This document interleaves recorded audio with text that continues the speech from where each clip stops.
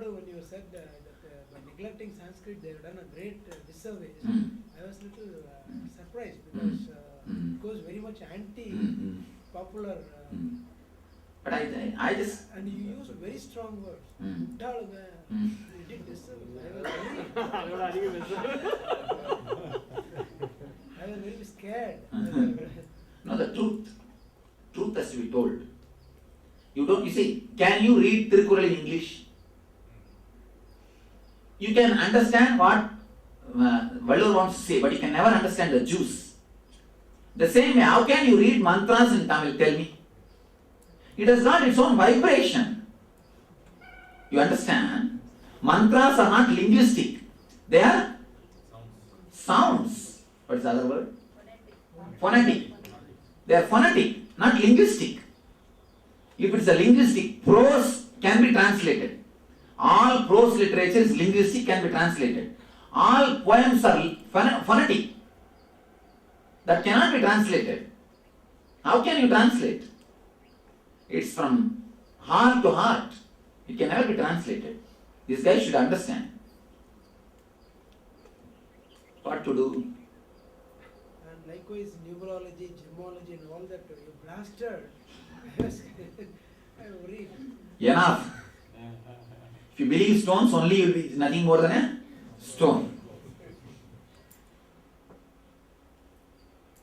Actually, originally, there is a little bit of scientific truth in Vastu.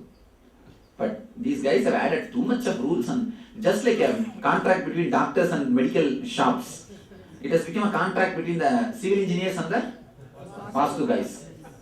It has become a contract. If you have spent 10 lakh for building a house, to redo they ask for 15 lakhs. That's why I say, don't bother. All these truths were told to Ramakrishna, Vivekananda's disciples also, like you tell us and teach. No. It was not told at all. Because we are so lost completely. If I would look at myself. No. Again, when an enlightened master opens up, only then all these things lands. Again, it's all quite. Again and again, this knowledge is forgotten. In the 9th chapter of Gita, Krishna says, Raja Vidya, Raja Guhyam, Pavitram Idam Uttamam. Again, it's the greatest secret and it's the greatest Vidya. Again and again, we lose this knowledge. Why it happens? Naturally, there is nobody to carry the torch. How many will dedicate their life to carry the torch? And without the enlightened master, all these books also convey no meaning at all.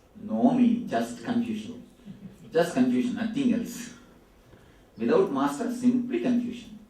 Swami Madhavan should come for this Himalayan trip. The Upanishad became alive for us, not just book.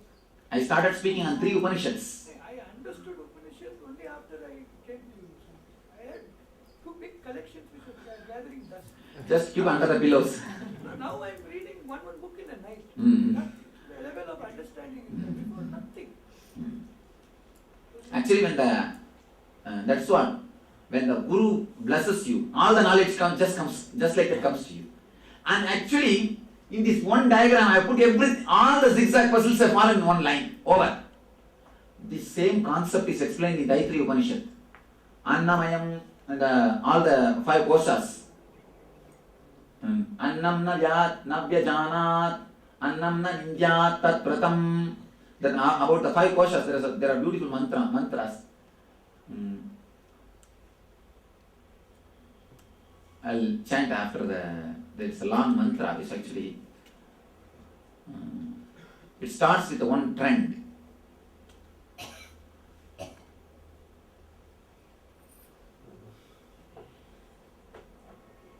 Anandam vyajaneti. It starts like don't waste, don't miss it. Something like that. The 5 koshas are explained. Actually, it is such a complicated meaning. That's why I didn't even keep the mantra track of the mantra. So if you read the original mantras, you will only be a little more confusion. Nothing else. You will not be able to understand much. But when it comes to like this straight, now if you read the mantra, naturally, everything will fall in line. Everything will fall in tune. How should we read actually? Annam brahmeti navyajanat. Annam Annat bhutani jatani jivanti, something like that it goes. Then pranam brahmeti, pranat, something like that. All the 5 steps they go around. How should we read it, Swami? First the Sanskrit in Tamil, and then the translation. Translation. Both we should read. Yes. And never try to by heart anything. Yes. Never try to by heart. Just whatever is supposed to be by heart, it will be there in you. And whatever is supposed to be forgotten, forgot. You see, now I forgot this mantra. I don't bother about it. Let it be forgotten. If it is necessary, let it stay. Otherwise, don't accumulate unnecessary memories. If you accumulate unnecessary memories, you will not be able to remember what you are supposed to remember. Swamiji, is there a simple way that you can explain how the nexus between the 5 sheaths and the 7 layers of the realms? Same thing yesterday I explained. I think you slept. And from 0 TPS to 100 TPS, if you make it as 5, it's Annamaya, Pranamaya, Manamaya, Vijnanamaya, Anandamaya Kosha.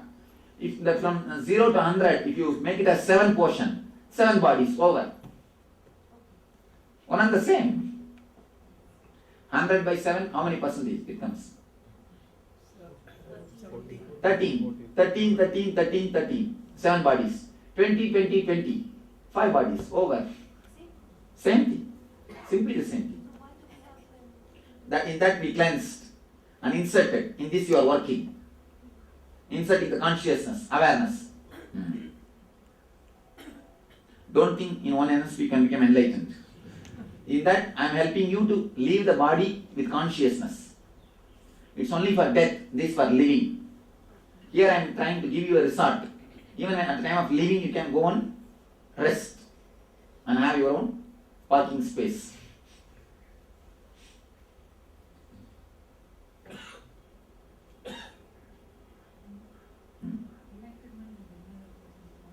Yes, continuous inner orgasm is enlightenment. Continuous inner orgasm without break is what I call, not in inner orgasm, inner orgasms, thousands continuously happening is what I call enlightenment.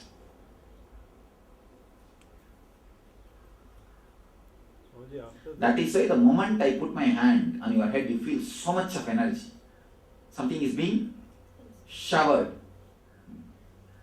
Continue your Ananda Gandha and some of these techniques in combination. I'll give you in the end Anandamaya Kosha. That time you can take up. You see, actually, if you have mastered the Mahamantra, then you change it. At the end of this, you will give us a kind of a thing that we need to work towards enlightenment. There is no need even to give. I am not going to give. I am just going to give you the intelligence and the 0 TPS experience. So whenever you want, automatically you will remember that 0 TPS experience and automatically you will go and reside in it. Over. You don't need to have any technique. Again, the technique may increase the TPS. You will have one more war. I am just going to give you the memory of the 0 TPS and glimpse of a 0 TPS. Whenever your TPS is high, just it will come up and pull you down to the 0 TPS and relax. If you master it, then there is no Mahamantra is required. Actually, if you master this 0 TPS, then no technique is required. Otherwise, practice some technique. If you miss it, practice the technique.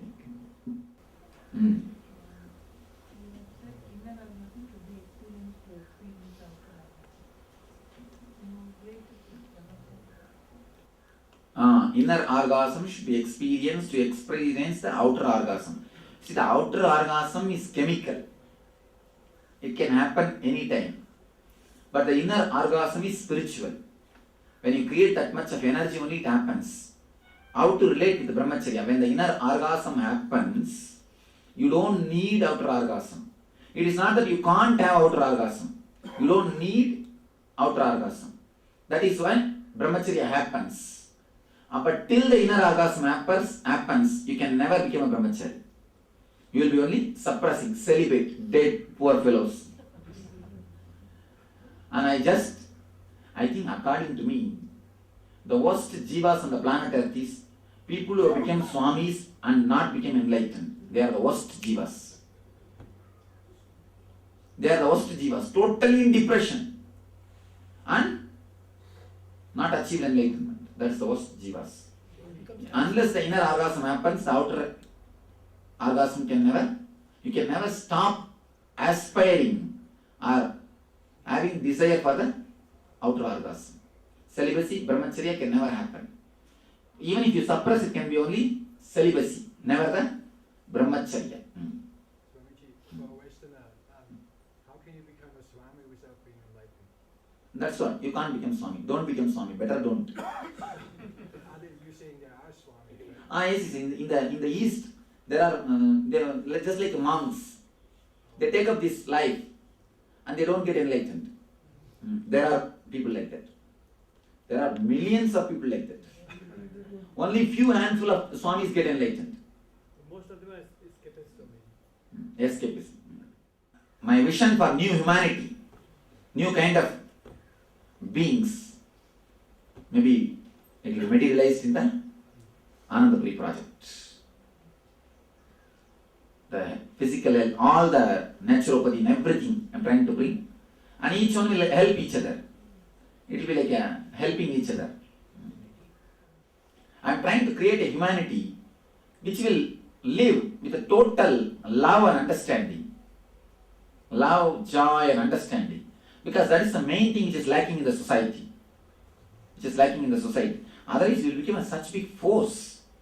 You will become such big power. And the moment it is successful here, every city people will start. Actually we can clear ourselves, we can transform our life. Just when we live in the group which believes in one ideology. Even you unconsciously will start imbibing all those qualities. Even unconsciously, you see, inside the ashram when you come, you don't fight and search for your place just as you do in the outside. In the house, if you go to some marriage, if you are late for food, what do? First you go and catch your seat and put your kerchief. But here nobody does it. Because everybody knows this is the culture here. So the very culture can bring and teach lot of things to you. You know the food will be available for everyone. You know everyone will be given everything. And second thing, nobody runs. So naturally, you learn the culture. So there are thousands of things which can be learned with a living and loving group.